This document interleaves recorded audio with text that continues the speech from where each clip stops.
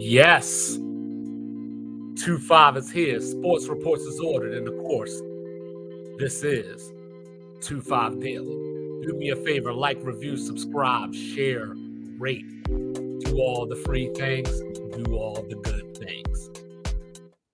So, yesterday, I came in, gave you my top 25 thoughts, but it was just for the top 10. Today, we're going to cover 20 through 11. Tomorrow, we're going to be back for the final 5, and then we're going to get into some conference championship game predictions. So there you go. That's the itinerary for the next 2 days. So let's start it off with number 20, the Texas A&M Aggies down here in College Station, Texas, bringing in Coach Mike Elko. So you already know Jimbo Fisher's gone. Big improvement. Colin Klein's in as the offensive coordinator. Jimbo was running his 1985 Chicago Bear offense to no avail, even though they had talent like Connor Wegman before the injury, Evan Stewart, Anaya Smith. They had this talent, and Jimbo just pissed it away. So now you got a real head coach in here now. Let's see what happens. You got Notre Dame coming in next week, right? That's going to be one of those first to 17 wins games. I expect that to be a very low scoring game. They got a trip to the swamp, so it's not over. LSU is coming down here. Texas is coming down. This is the first matchup since 2009, so you know they're going to be rowdy. But I think that with Evan Stewart going to Oregon, Smith is in the NFL now, so A&M is going to be starting from a place of retooling, if you will. Colin Klein's going to focus on running the ball. So we're going to see a different A&M team and a different A&M offense than we're used to. Will it be enough? I don't think so, but they should be a team that's going to spoil somebody's season. Number 19, Miami, a.k.a. no more excuses. Back in 2004, when Miami joined the ACC, all we heard was all Canes Conference. That's what ACC was supposed to stand for. Miami to date has not won the ACC. Now, they won the transfer portal for damn sure. Cam Ward, Damian Martinez to go along with Xavier Restrepo. So Miami is in position. They get Florida State at home. They get Virginia Tech at home. No NC State. No Clemson. I expect Cam Ward to be a Heisman candidate.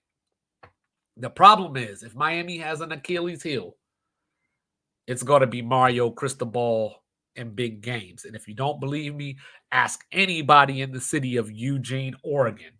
Number 18, Kansas State. You know, last year they were the reigning defending Big 12 champions. Came in with a little bit of disappointing season because of quarterback play. You know, Will Howard, who's now at Ohio State, was very inconsistent.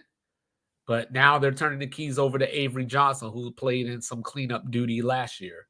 You know, they have J.R. Giddens back. They have talent. If one thing, Kansas State's always going to play defense. So, you know, watch out for them in this Big 12 race. Now, could they be a playoff contender? That's to be determined because, as I said on Sports Reports' order, I think there's 6 to 7 teams that could win the Big 12. The problem is whoever that winner is might have 2 or 3 losses, and you're not the SEC, you're not the Big 10, you're not going to get the benefit of the doubt. Which brings me to Oklahoma State at number 17, the Big 12 runner-up from last season. Alex Bowman is back for his 7th year. I saw his post talking about welcome to the 19th grade. Well, I could make another joke about that considering the fact that he had 15 touchdowns and 14 interceptions last year with a 1,700-yard Doak Campbell Award, Earl Campbell Award winner, who's probably going to get the ball 50 times next week against South Dakota State. Why are you playing South Dakota State, the back-to-back FCS champions? Only a 9-point favorite. Number 1 ranked in FCS coming into this year. They do get Utah at home on September 21st. Then they go to Kansas State the week after. You go 2-0 in that stretch? Let's have a conversation. Number 16, Oklahoma, starting the Jackson Arnold era. I'm not impressed. Last year, a lot of people were saying that Dylan Gabriel might get benched. Jackson Arnold's the future. I went and saw Jackson Arnold at the Alamo Bowl against Arizona. Didn't see it. And I ain't going to judge them off of one game, right? Especially a bowl game. So you're going to get a full off season, but now new offensive coordinator Jeff Lebby is the head coach at Mississippi State. Now you're bringing in a new head coach. I mean, a new offensive coordinator. So what does that mean for Jackson Arnold? Now OU, the good news is they come into the SEC with some punch on their offensive and defensive lines. They did beat Texas last year. They're not going to beat Texas this year. They go to Jordan Hare this year. They go to Oxford. They go to Columbia, Missouri. And oh, by the way, they open up the SEC play for the first game against number 15 Tennessee. And Nico, hold on, give me a second. Nico Iamaleava, I think that's how you say it. Iamaleava, I believe is how you say it. They're coming in week 2 against NC State, neutral site. People are big on Tennessee this year. They have a great defensive line. Dylan Sampson is back in the backfield. Brew McCoy is back. Squirrel White is back. So if Nico can be half of what he's projected to be, Tennessee is going to be very dangerous. And when you hear people say, can you give me a team outside of the top 10 that has a chance to get to the playoff and win the national title? The answer is Tennessee if that clicks. We might be a year early. They do have to go to Georgia. Keep that in the back of your mind. They, of course, have their matchup with Florida. So they might be a victim of the SEC. You're going to hear things like if they were in the ACC, if they were in the Big 12, but they're not. They're in the SEC, so playoffs are off the table, right? Number 14, Clemson, started 4-4 last year, won their last 5. Is Dabo Swinney going to let Garrett Riley control this offense or what? Is Cade Klubnik going to be the number 1 dual threat quarterback that he was coming out of high school or what? 19 touchdowns and 9 interceptions last year. They go to FSU. They're not winning that. They played Georgia week 1. We'll see what happens. Georgia's got some issue at receiver. We'll get to that, another day. But, so Clemson, no Miami, but they got to go to Lane Stadium as well. So the schedule might be just a little bit tough. They lost 2 out of 3 to NC State recently. Both of those games were in Raleigh. The good news is NC State is coming to you. So Clemson, what you got? Number 13, LSU, a.k.a. can they stop anybody?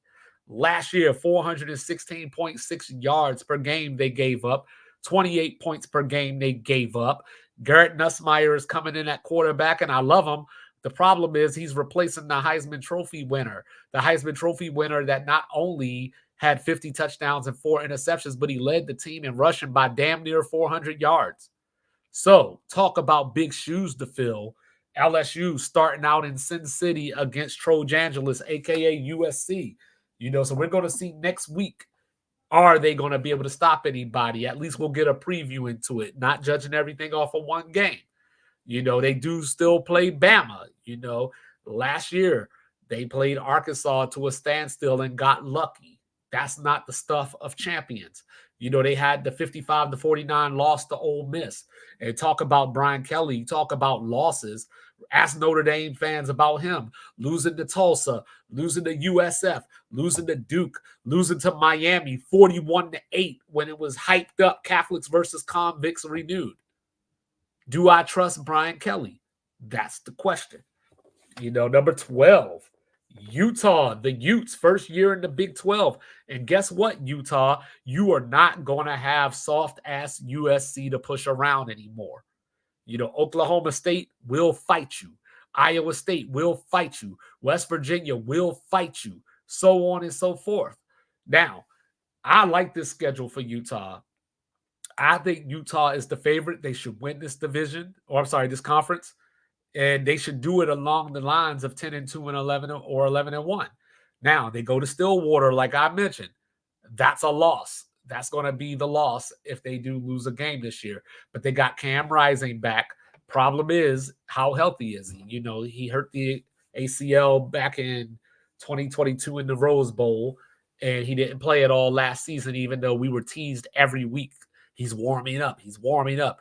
We got stuck with Nate Johnson, Bryson Barnes. Both of them are gone now. Both of them are gone.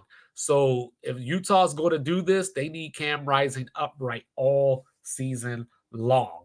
And then finally, number 11, can the Hunter survive as the hunted?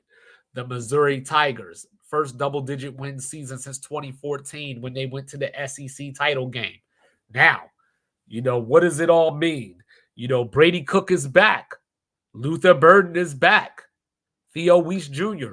back. Cody Schrader not back. And that might be what they're missing. So Missouri, they lost defensive coordinator Blake Baker to LSU.